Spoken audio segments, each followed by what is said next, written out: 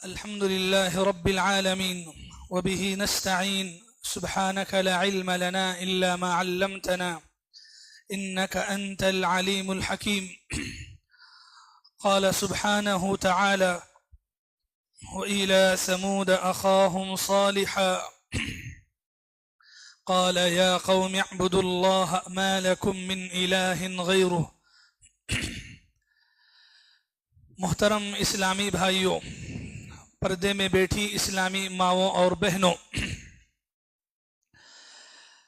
پیغمبروں کے جو واقعات آپ کے سامنے سنائے جا رہے ہیں، کوشش کریں کہ یہ واقعات کو قرآن کی جو آیتوں کے خلاصے کے طور پر جو باتیں آپ کے سامنے رکھی جا رہی ہیں، کم سے کم ایک موٹے حساب میں کس قوم میں کون پیغمبر آئے، وہ قوم کی بعض نشانیاں اور ان پر عذاب کی حالت، یہ چند باتیں تو یاد رکھنا چاہیے۔ قوم عاد کے بعد دنیا میں جس قوم کا نام ہمیں ملتا ہے وہ قوم سمود ہے۔ قوم سمود کی طرف اللہ تبارک و تعالیٰ نے حضرت صالح علیہ السلام کو نبی بنا کر کے بھیجا، تو آج اسی قوم اور اسی پیغمبر کے بارے میں ذکر ہوگا۔ قوم سمود نام ہے قوم کا، اور پیغمبر کا نام حضرت صالح علیہ السلام ہے۔ قوم عاد جو اس سے پہلے کی قوم گزر چکی ہے، انہی کی نسل سے سمود ہیں، اور ان کا جو علاقہ ہے یہ علاقہ عرب کے اندر آتا ہے۔ عرب کے اندر جو ہے تقریباً مدائن صالح جسے کہا جاتا ہے، وہ علاقے سے یہ قوم تعلق رکھتی ہے، جن کو قرآن میں اصحاب الحجر کہا گیا۔ ہجر والے، ہجر جو ہے یہ ایک جگہ کا نام ہے۔ کہاں ہے یہ جگہ؟ تبوک اور حجاز کے درمیان میں یہ جگہ جو ہے پڑتی ہے، اور یہ قوم یہاں آباد تھی۔ کہاں رہتی تھی؟ جگہ کا نام ہے الحجر۔ قرآن میں ایک سورہ ہے سورۃ الحجر کے نام سے، جس میں اس قوم کے حالات اللہ تعالیٰ نے بیان کیے۔ تو یہ جگہ پر یہ قوم آباد ہوئی، قوم سمود۔ اس قوم کی کیا نشانیاں ہیں؟ یہ قوم بت پرست تھی، پچھلی قوموں کی طرح ہی ان میں بھی شرک عام تھا، بت پرستی عام تھی۔ انہوں نے بھی بتوں کی پوجا پاٹ شروع کر دی تھی۔ تو اللہ تبارک و تعالیٰ نے حضرت صالح علیہ السلام کو ان کی طرف نبی بنا کر کے بھیجا۔ حضرت صالح علیہ السلام اسی قوم کے ایک آدمی تھے۔ اللہ تبارک و تعالیٰ نے انہیں جب نبی بنا کر بھیجا تو انہوں نے اپنی قوم والوں کو سمجھایا۔ سب سے پہلے تو انہیں توحید کی طرف بلایا، ایک اللہ کی طرف دعوت دی۔ جو بتوں کی پوجا یہ کرتے تھے ان سے منع کیا، ان سے روکا، اور توحید ایک اللہ کی طرف بلایا۔ ساتھ میں یہ قوم کی ایک خاصیت تھی جسے قرآن نے بیان کیا، خود اسی پیغمبر کی زبان سے۔ پیغمبر جو ہے جب لوگوں کے پاس سمجھانے کے لیے جاتے ہیں تو یہ بات سناتے ہیں، جسے قرآن میں اللہ نے فرمایا: وَاذْكُرُوا إِذْ جَعَلَكُمْ خُلَفَاءَ مِن بَعْدِ عَادٍ۔ یاد کرو کہ اللہ تعالیٰ نے تمہیں قوم عاد کے بعد زمین کا جانشین بنایا۔ وَبَوَّأَكُمْ فِي الْأَرْضِ، اور زمین میں رہنے کے لائق تمہیں بنایا۔ تَتَّخِذُونَ مِن سُهُولِهَا قُصُورًا، زمین کے نرم حصوں پر تم محلات بناتے ہو۔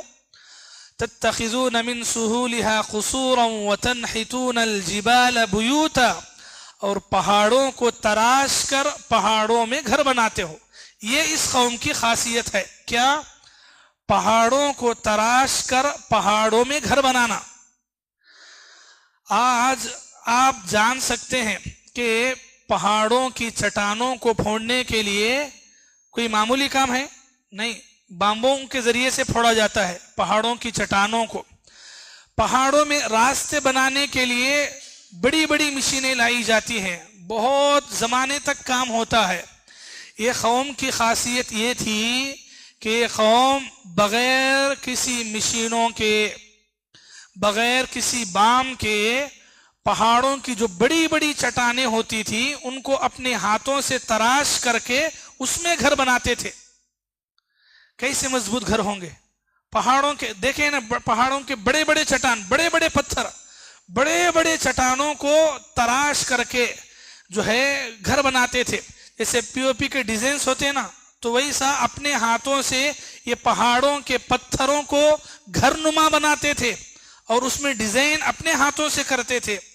حضرت صالح علیہ السلام اسی بات کو یاد دلاتے ہوئے کہتے ہیں وَتَنْحِتُونَ الْجِبَالَ بُيُوتًا، اللہ نے تمہیں ایسا ہنر دیا ہے کہ تم پہاڑوں کو تراش کر کے اپنے گھر بنا لیتے ہو. ہاں، جب اتنا سب کچھ اللہ تعالیٰ نے تمہیں دیا ہے تو اسی اللہ کی عبادت تم کیوں نہیں کرتے؟ ہاں، یہ بتوں کو کیوں پوجا کر رہے ہو؟ سمجھایا حضرت صالح علیہ السلام نے. قوم والے کیا کہتے ہیں؟ چلیے قوم والوں کی باتیں سنیں گے. سورہ ہود میں اللہ نے یہ قوم والوں کی باتیں نقل کی. قوم والے کہتے ہیں قالوا یا صالح، اے صالح، اتنہانا ان نعبد ما یعبد آباؤنا، کیا تم ہمارے پاس اس لیے آئے کہ ہم وہ بتوں کو پوجنا چھوڑ دیں جو بتوں کی پوجا ہمارے باپ دادا کرتے تھے؟ یہاں پر بھی کیا ہے؟ کیا ہے؟ بولیے. باپ دادا. یہ کون باپ دادا؟ اس سے پہلے قوم عاد جو باپ دادا کو بولے، اس سے پہلے قوم نوح بولے جو ہمارے باپ دادا، وہی روش، وہی طریقہ. بولے کہ اتنہانا ان نعبد ما یعبد آباؤنا، ہمارے آبا و اجداد، ہمارے باپ دادا جن کو پوچھتے تھے، کیا تم سمجھتے ہو کہ ہم چھوڑ دیں ان کو؟ اور پھر کہا وَإِنَّنَا لَفِي شَكٍّ مِمَّا تَدْعُونَا إِلَيْهِ مُرِيبٍ، اور ہمیں بہت بڑا شک ہے تمہارے بارے میں کہ تم سچے نبی نہیں ہو سکتے. تمہارے بارے میں شک ہے. کس کو بول رہے ہیں؟ پیغمبر کو بول رہے ہیں کہ تمہارے بارے میں ہمیں شک ہے. وَإِنَّنَا لَفِي شَكٍّ مِمَّا تَدْعُونَا إِلَيْهِ مُرِيبٍ، جن باتوں کی طرف تم ہمیں بلا رہے ہو ہمیں تمہارے بارے میں تو بہت شک ہے. اور پھر اوپر سے تعجب کرتے ہوئے بولے سورہ قمر میں اس پر 7ویں پارے میں اللہ نے فرمایا أَبَشَرًا مِنَّا وَاحِدًا نَتَّبِعُهُ، کیا اے صالح تم ہمارے جیسے ایک آدمی ہو، کیا ہم ایک انسان کی پیروی کریں؟ اور وہ بھی کیسا انسان؟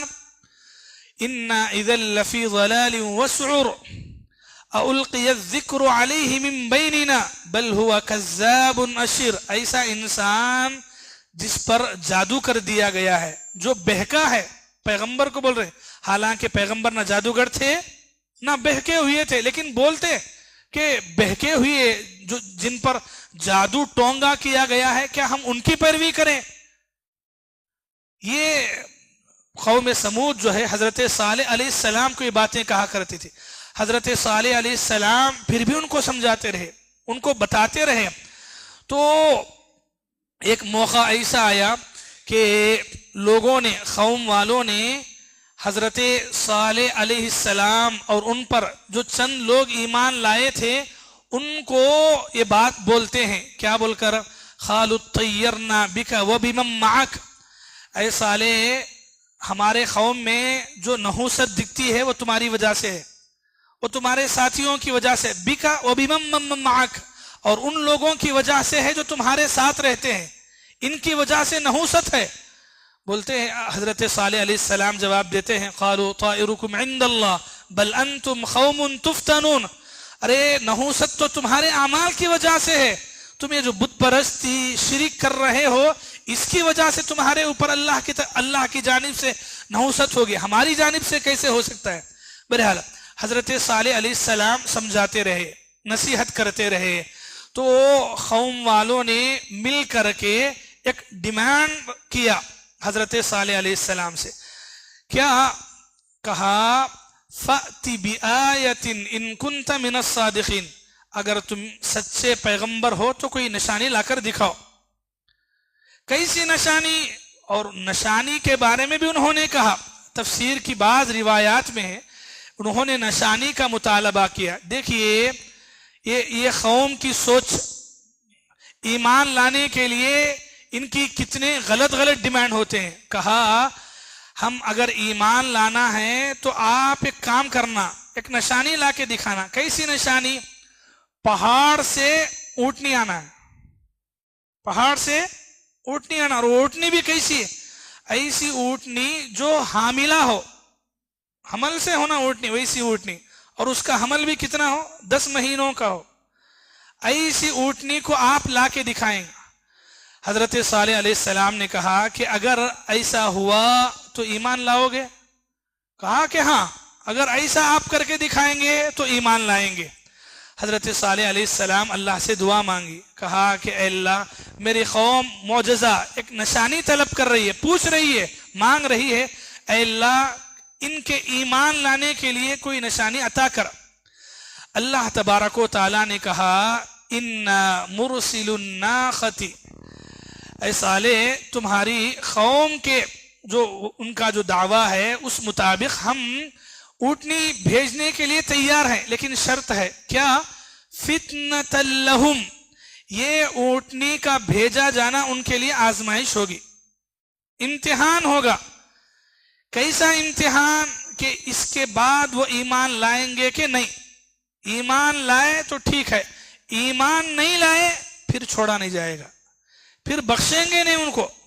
تو اللہ تعالیٰ نے اس بات کو قرآن میں نازل کیا، اِنَّا مُرْسِلُ النَّاقَةِ فِتْنَةً لَهُمْ، کہ ہم اونٹنی کو بھیجنے والے ہیں ان کو آزمائش بنا کر کے. فَارْتَقِبْهُمْ، آپ تھوڑا انتظار کر لیجئے اور تھوڑا صبر کیجئے. لیکن قوم والے ہیں کہ نشانی کا مطالبہ کر رہے ہیں، اور ادھر حضرت صالح علیہ السلام کی دعائیں ہو رہی ہیں. تو آخر کار وہ موقع آیا، اللہ تعالیٰ نے ان کی یہ جو باتیں ہیں پیغمبر کے سامنے آ کر نشانی کا مطالبے کا، اللہ تعالیٰ نے اسے پورا کیا. اور انہی کے مطالبے کے مطابق ایک اونٹنی پہاڑ سے اللہ تبارک و تعالیٰ نے نمودار کی جو کہ حاملہ تھی. اونٹنی جب آئی، حضرت صالح علیہ السلام نے پوری قوم والوں کو سمجھا دیا. کیا سمجھایا؟ ہَذِهِ نَاقَةُ اللَّهِ لَكُمْ، یہ اونٹنی ہے. کیسی اونٹنی؟ ناقۃ اللہ، یہ اللہ کی اونٹنی ہے، یہ اللہ کی اونٹنی ہے، یہ معمولی جانور نہیں ہے، یہ اللہ تعالیٰ کی اونٹنی ہے. تو کیا کرنا ہے تم لوگ؟ فَذَرُوهَا، اسے چھوڑ دو. تَأْكُلْ فِي أَرْضِ اللَّهِ، یہ اللہ کی زمین ہے، اللہ کی زمین میں کھائے گی، چرے گی، پھرے گی، اس کی مرضی ہے، اسے چھوڑ دو.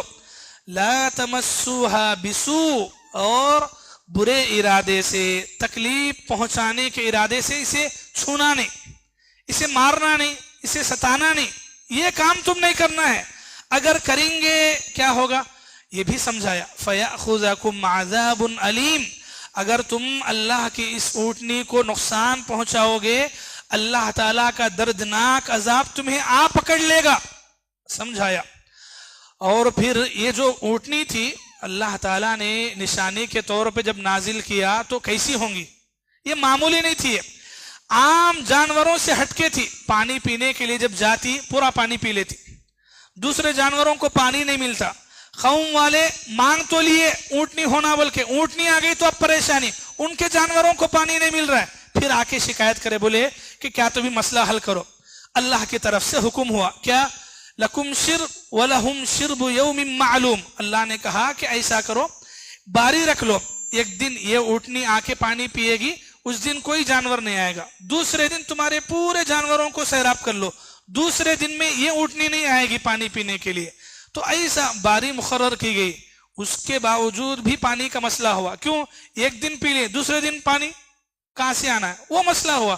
تو اب انہوں نے کیا کیا؟ ان کے اندر کا ابلیس جاگ اٹھا. انہوں نے کیا کہ قالوا تخاصموا باللہ، انہوں نے ایک رات سب جمع ہو کر کے مشورہ کیے، قسمیں اٹھائے، پلاننگ کرے. کیسی پلاننگ؟ سورہ نمل میں اللہ نے واقعے کو بیان کرتے ہوئے فرمایا، اللہ نے فرمایا وَكَانَ 9 رَهْطٍ يُفْسِدُونَ فِي الْأَرْضِ، ان کے علاقے میں 9 افراد تھے، 9 لوگ تھے جو یفسدون فی الارض، زمین میں فساد مچاتے تھے, بگاڑ کرتے تھے, ان کا کام تھا وہ. تو وہ لوگوں نے جمع کیا, جمع کر کے پلاننگ بنائی, کہا کہ کسی بھی طریقے سے اب یہ اونٹنی کے مسئلے کو ختم کرنا ہے. کیسے ختم کرنا ہے؟ کسی نہ کسی طریقے سے جس دن اونٹنی کی باری ہے اس دن جو ہے کوئی آدمی نشانہ لگائے گا, مارے گا, قتل کر کے رکھ دے گا. بہرحال چھوڑنا نہیں ہے اونٹنی کو. لوگوں نے مشورہ کیا. افسوس کب ہوتا ہے معلوم؟ جب اس قوم کی یہ حالت ہم پڑھتے ہیں کہ یہ قوم نہ صرف یہ کہ اونٹنی کو مارنے کے لیے پلاننگ کی, بلکہ ساتھ میں قرآن میں یہ بھی ہے, اللہ تعالیٰ نے فرمایا قالوا تخاصموا باللہ لنبیتنہ واہلہ ثم لنقولن لولیہ, کہتے ہیں کہ ہم اونٹنی کو بھی نہیں چھوڑیں گے اور پیغمبر کو بھی نہیں چھوڑیں گے, ان کو بھی مار کے قتل کر کے رکھ دیں گے. اگر ان کے مرنے کے بعد لوگ آ کے ہم سے پوچھے کہ تم نے کیوں مارا, تو ہم بولیں گے ما شہیدنا مہلک اہلی, ہاں ہم کہاں مارے, ہم تو مرڈر کی جگہ تھے ہی نہیں, تو ہم وہی جھوٹ بات بولیں گے, ہم بچیں گے. یہ ایسی پلاننگ انہوں نے کی. یہ کس کی پلاننگ ہے؟ یہ 9 لوگوں کی پلاننگ. چلیے قرآن پڑھی, اللہ اکبر, قرآن کا واقعہ پڑھیں. قرآن کہتا ہے ان آیتوں کے بعد وَمَكَرُوا مَكْرًا, ان لوگوں نے پلاننگ کی, چال چلی. وَمَكَرْنَا مَكْرًا, اور ہم نے بھی تدبیر اختیار کی, ہم نے بھی تدبیر اختیار کی, ہم نے بھی چال چلی. کیسی؟ وَهُمْ لَا يَشْعُرُونَ, ان کو احساس بھی نہیں ہوا کہ ہماری تدبیر کیسی ہوتی ہے. فَانظُرْ كَيْفَ كَانَ عَاقِبَةُ مَكْرِهِمْ, اللہ نے صالح علیہ السلام کو تسلی دی, کہا فَانظُرْ, آپ تھوڑا انتظار کیجئے, كَيْفَ كَانَ عَاقِبَةُ مَكْرِهِمْ, اور پھر دیکھیے یہ جتنے لوگ نقصان پہنچانے میں, سازش کرنے میں ہیں, ان کا انجام کیا ہوتا ہے. ٹھیک ہے, یہ اللہ تعالیٰ نے کہا. پھر اللہ تعالیٰ نے دیکھا کہ کیا کرتے ہیں, لوگوں نے پلاننگ کے مطابق ویسا ہی کیا. اللہ تبارک و تعالیٰ کی نشانی کے طور پر جو اونٹنی قوم میں بھیجی گئی, لوگوں نے, خاص کر کے 9 لوگوں نے, اور 9 میں سے ایک کا نام خاص کر کے آتا ہے جس نے پہلا حملہ کیا, اونٹنی کو نیچے گرایا اور اس کے بعد مل کر کے قتل کیے, سب لوگ مل کر کے, جس کا نام ہے خدار بن سالف. یہ ایک نام ہے اس زمانے کے کافر کا جس نے اونٹنی پر پہلا حملہ کیا اور مار دیا. پورے لوگ شامل تھے, چونکہ یہ پلاننگ میں, ساتھ دینے میں پورے شامل تھے, قوم کی قوم, تو اس لیے اللہ تعالیٰ نے کہا فَعَتَوْا عَنْ أَمْرِ رَبِّهِمْ, انہوں نے اپنے رب کے حکم کی نافرمانی کی. اور کیا کیا؟ وَعَقَرُوا النَّاقَةَ, اور انہوں نے اونٹنی کو کاٹ کے قتل کر کے رکھ دیا. ٹھیک ہے, کیا ہوگا اب کیا ہوگا؟ وہی ہوگا جو اللہ نے پہلے بتایا. اللہ نے کیا نصیحت کی تھی؟ یہ اللہ کی اونٹنی ہے, اسے برے ارادے سے چھونا نہیں, اگر چھوئیں گے تو کیا ہوگا؟ فَيَأْخُذَكُمْ عَذَابٌ عَلِيمٌ, اللہ کی طرف سے دردناک عذاب آئے گا. ویسے ہی ہوا. جب انہوں نے اونٹنی کو قتل کر دیا, مار دیا, تو حضرت صالح علیہ السلام نے ان کو یہ بات پہنچا دی جو اللہ نے وحی کے طور پہ نازل کی. کیا؟ اللہ نے فرمایا تھا تمتعوا فی دارکم 3 ایام, کہ لوگوں, پوری قوم, 3 دن تمہارے لیے ٹائم ہے, مہلت ہے. تمتعوا, فائدہ اٹھا لو. کیا مزے کرتے ہیں؟ 3 دن ہے تمہارے لیے, کیا کرتے ہیں کر لو. فی دارکم 3 ایام, 3 دن کے بعد کیا ہوگا؟ ذالک وعد, اس کے بعد اللہ کا وعدہ ہے غیر مکذوب, ایسا وعدہ ہے جو جھوٹا نہیں ہو سکتا, جسے جھٹلایا نہیں جا سکتا ہے. یہ حضرت صالح علیہ السلام نے قوم والوں کے سامنے کہا. قوم والوں کی بدبختی دیکھیے, 3 دن باقاعدہ نام لے کر کے کہا حضرت صالح علیہ السلام 3 دن تمہارے لیے مہلت ہے. تو 3 دن مہلت ہے, بولے تو کیا کرنا؟ گناہ کے بعد توبہ کرنا, ایمان لانا, پچھتا لینا اپنے گناہ پہ, اپنی غلطی پہ, اللہ کی جو نشانی کو ایسا سلوک کرے نہیں, بلکہ ایک دن گزرتا, ایک رات گزرتی, آ کے بولتے تھے ایک رات بھی گزر گئی, ایک دن بھی گزر گیا, کہاں ہے وعدہ؟ 2 دن گزرے, 2 راتیں گزری, کہاں ہے وعدہ؟ آ کے بار بار بولتے تھے. حضرت صالح علیہ السلام یہی ریپیٹ کر کے بولتے تھے تمتعوا فی دارکم ثلاثۃ ایام، 3 دن کی مہلت ہے، ابھی مہلت ختم نہیں ہوئی نا، انتظار کرو 3 دن، تھوڑا انتظار کرو۔ 1 دن گزرا، 3 دن اور 2 3 دن مکمل ہونے کے بعد شروع ہوا۔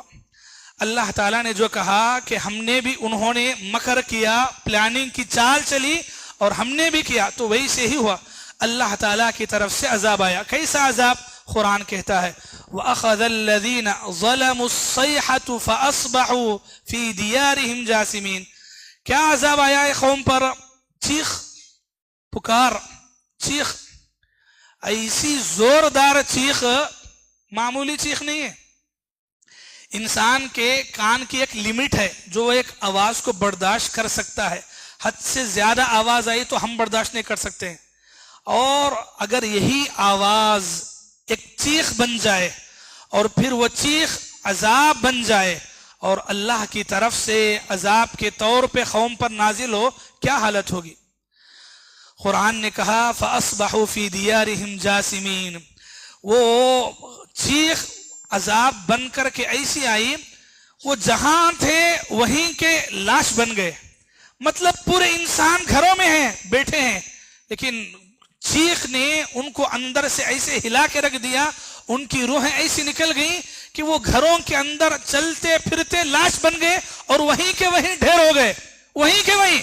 کوئی بیٹھا ہے، بیٹھے بیٹھے اتنا ایسی چیخ کہ وہ چیخ سے جان نکل گئی اور احساس بھی نہیں ہے۔ اس کے بعد تھوڑی بھی نہ آواز ہے، نہ بات کرنے کی مہلت ہے، نہ گھر سے باہر چلنے کی مہلت ہے۔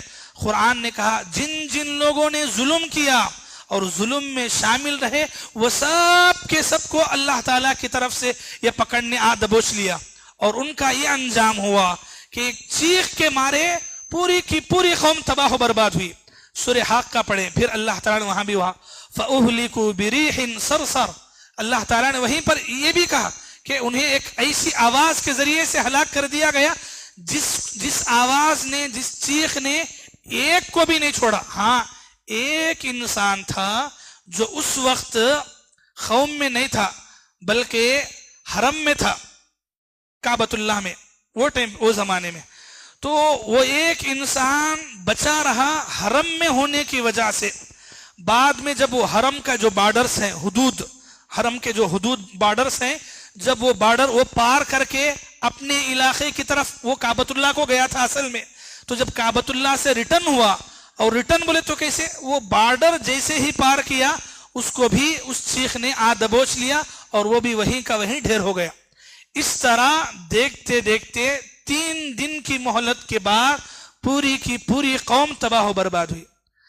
جب ان کی لاشیں ڈھیر بن کے پڑی تھی، حضرت صالح علیہ السلام جاتے اور وہ جملہ دہراتے جسے قرآن نے بیان کیا لَقَدْ أَبْلَغْتُكُمْ رِسَالَةَ رَبِّي وَنَصَحْتُ لَكُمْ، لوگو میں تو اللہ کی طرف سے ایک پیغمبر تھا جو تمہاری نصیحت خیر خواہی کے لیے آیا تھا، وَلَكِنْ لَا تُحِبُّونَ النَّاصِحِينَ، لیکن تم نے تو نصیحت کرنے والوں کو کبھی چاہا نہیں، نصیحت کرنے والے تمہیں برے لگ گئے، یعنی میں برا لگ گیا، میرا نصیحت کرنا تمہیں برا لگا، اور آج تمہاری یہ حالت ہے، تمہارا یہ انجام ہے۔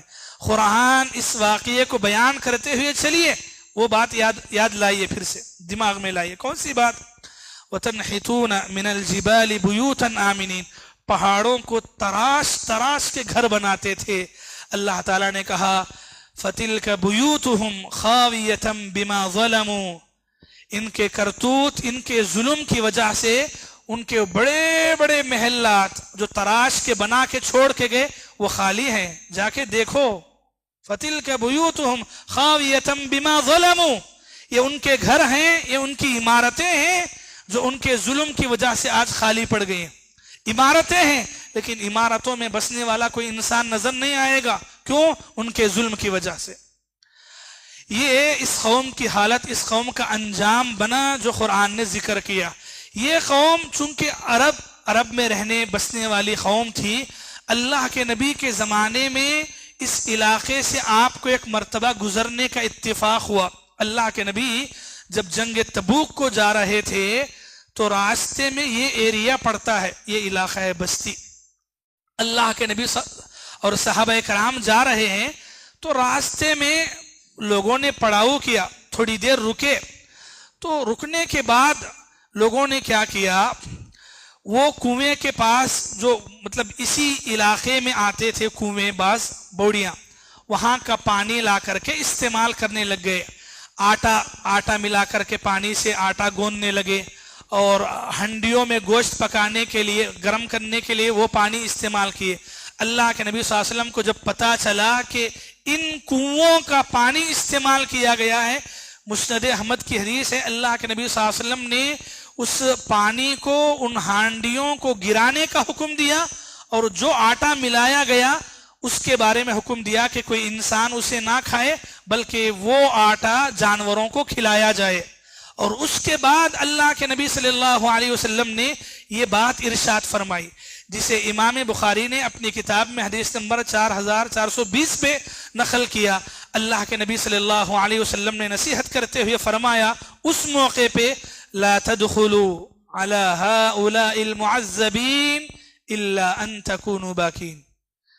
اللہ کے نبی نے فرمایا کہ لوگوں، اگر تمہارا کبھی گزر ایسی قوموں کے اوپر سے ہو جو قوموں پر اس سے پہلے عذاب آیا، ان کی بستیوں سے گزر ہو، ان کے گھروں سے گزر ہو، ان کے کھنڈرات سے گزر ہو، الا ان تکونوا باکین، تو تمہاری حالت ایسی ہونی چاہیے کہ تمہارے دل نرم پڑ جائیں، تمہاری آنکھوں سے آنسو آئیں، وہ منظر کو یاد کر کے، وہ قوم کی حالت کو یاد کر کے تمہیں رونا چاہیے، یہ منظر دیکھ کر، یہ قوم کی حالت دیکھ کر، اور گزرتے ہوئے تمہاری حالت یہی ہونا چاہیے، ورنہ اللہ تبارک و تعالیٰ نے ان کی جو حالت کی وہ حالت تمہاری بھی کر سکتے ہیں.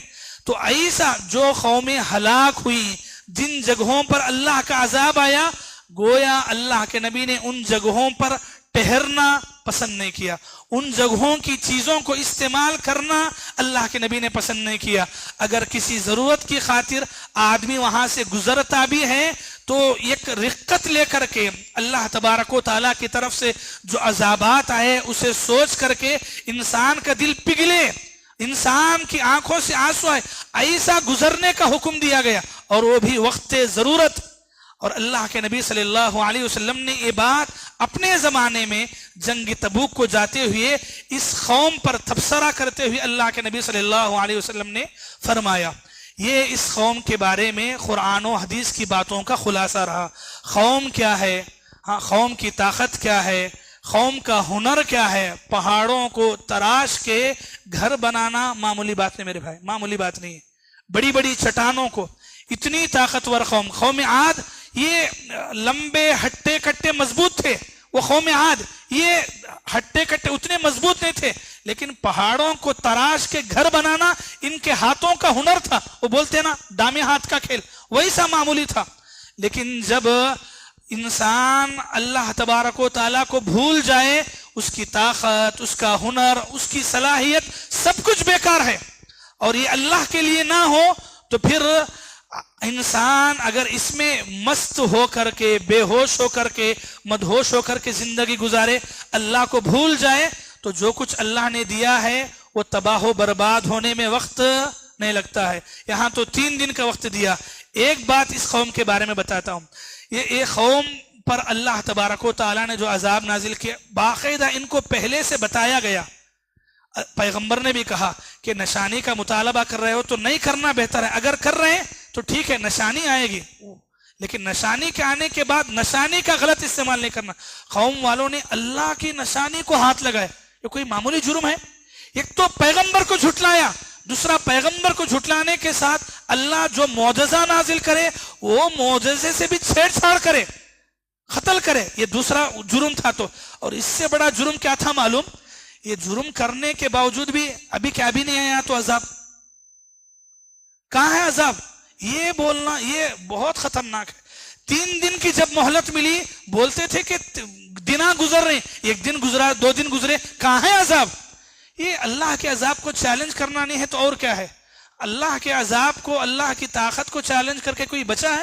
کوئی باقی رہا ہے؟ تو یہ قوم کی حالت وہی بتاتی ہے. تو بہرحال یہ قرآن کی آیتوں کے خلاصے رہے جو اس واقعے میں بیان کیے گئے. آپ دیکھنا چاہیں اس قوم کے بارے میں اللہ تعالیٰ نے حضرت صالح علیہ السلام کا ذکر پوری قرآن مجید میں 8 جگہ کیا ہے. قوم کے اعتبار سے دیکھیں گے قوم سمود کا ذکر الگ الگ صورتوں میں 9 مرتبہ قوم سمود کا ذکر آیا ہے. میں نے خلاصے کے طور پر چند صورتوں سے یہ آیتیں لی، جیسے سورہ اعراف سورہ نمبر 7 میں آیت نمبر 70 پر 1 سے 70 پر 8 تک، سورۃ الشعراء سورہ نمبر 20 پر 6 میں آیت نمبر 140 پر 1 سے 150 پر 2 تک، سورہ ہود سورہ نمبر 11 آیت نمبر 60 پر 5 سے لے کر 70 پر 2 تک. یہ چند مختلف آیتوں کا خلاصہ رہا جو آپ کے سامنے رکھا گیا. انہی باتوں پر اس قوم کا واقعہ بھی ختم ہوتا ہے. اللہ تعالیٰ سے دعا ہے اللہ تعالیٰ ہم تمام کو ایسی جو قومیں ہم سے پہلے گزری ہیں ان کے گناہ، ان کے کرتوت، انہوں نے جو نافرمانی کی، اللہ تعالیٰ کی ویسی نافرمانی کرنے سے ہمیں بچنے کی توفیق عطا فرمائے. عبرت و نصیحت ایسی قوموں سے لینے کی توفیق عطا فرمائے. آمین ثم آمین.